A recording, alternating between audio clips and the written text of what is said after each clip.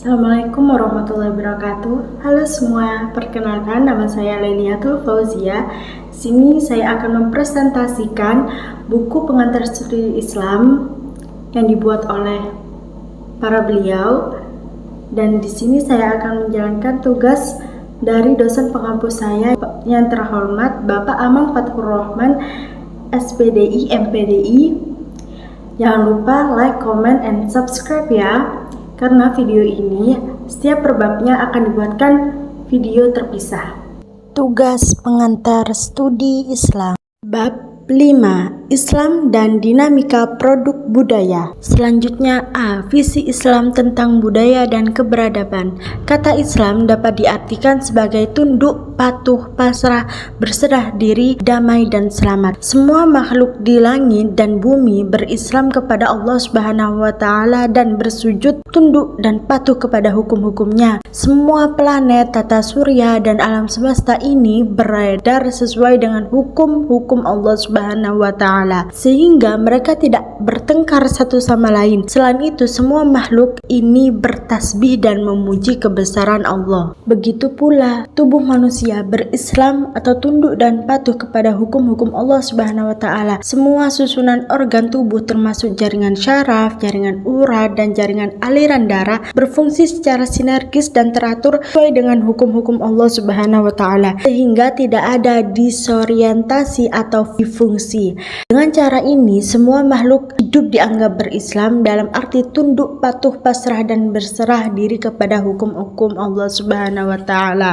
Selanjutnya B. Islam dan budaya. Kebudayaan dan agama atau Islam saling melengkapi. Berbicara tentang agama Islam dan kebudayaan menjadi diskusi yang menarik. Islam sebagai agama universal yang menggambarkan rahmat Tuhan serta keberadaannya di bumi diintegrasikan dengan budaya masyarakat. Akibatnya, hubungan antara Islam dan budaya lokal tidak dapat dipisahkan karena keduanya saling mendukung dan melengkapi. Sejarah, agama, dan kebudayaan saling mempengaruhi karena masing-masing memiliki nilai dan simbol. Agama menunjukkan nilai ketaatan kepada Tuhan dan kebudayaan memiliki nilai dan simbol yang memungkinkan manusia hidup di dalamnya. Sistem simbol yang diperlukan untuk agama, dengan kata lain kebudayaan, membutuhkan agama. Namun keduanya berbeda. Agama adalah sesuatu yang absolut, universal dan tidak dapat dirubah. Kebudayaan adalah unik, relatif dan sementara. Selanjutnya C. Masa keemasan, kejayaan, dan peradaban Islam. Masa keemasannya Islam terjadi pada zaman Nabi Muhammad SAW. Tidak diragukan lagi bahwa Nabi Muhammad SAW adalah tokoh penggerak revolusi mental yang berhasil mengubah masyarakat jahiliyah sebelum Islam menjadi masyarakat sipil yang berbudaya Islam dan berakidah tauhid. Islam menekankan betapa pentingnya membangun kebudayaan berbasis pendidikan. Dalam hal ini, Islam menginginkan agar orang dapat menulis, membaca, atau melek huruf menjadi orang yang berpendidikan, budaya, dan berpengetahuan. Oleh karena itu, akan tercipta individu yang cerdas, cakap, dan terampil sehingga dapat menggunakan akal sehat mereka dengan cara inovatif dan kreatif. Manusia akan mampu melakukan observasi, eksplorasi, eksperimentasi, penelitian, studi, telaah, analisis, dan penelitian dalam bidang ilmu sosial dan kealaman dengan segala kecerdasan dan kemampuan yang dimilikinya. Selanjutnya D. Kebudayaan dan peradaban Islam di tengah pergumulan era global dan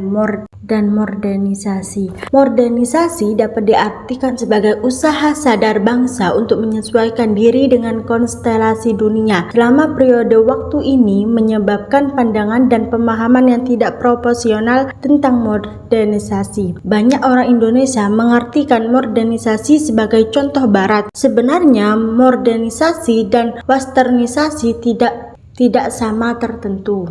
Orang tidak perlu mengambil alih gaya hidup barat untuk menjadi manusia modern. Selanjutnya E. Kebudayaan dan peradaban Islam di tengah tantangan kebudayaan dan peradaban sekuler barat. Kata sekularisasi berasal dari kata lain. Sekularisasi adalah proses menghilangkan dan menolak elemen agama dari pendidikan dan kegiatan keduniawian lainnya. Selama proses sekularisasi, manusia dibebaskan dari pengawasan agama dan metafisika, hanya fokus pada urusan keduniawian. Mereka selalu melihat dunia modern dari sudut pandang barat karena hanya menerima nilai-nilai yang datang dari barat sebagai terbaik. Sebenarnya gambaran, citra, dan hakikat modernitas tidak hanya ada di barat. Nilai-nilai barat tidak sama dengan nilai-nilai modern. Terima kasih sudah mendengarkan materi mulai awal sampai akhir. Semoga kalian semua mendapatkan ilmu yang barokah dan juga bermanfaat. Jangan lupa ya, like, comment, and subscribe ya. Assalamualaikum warahmatullahi wabarakatuh.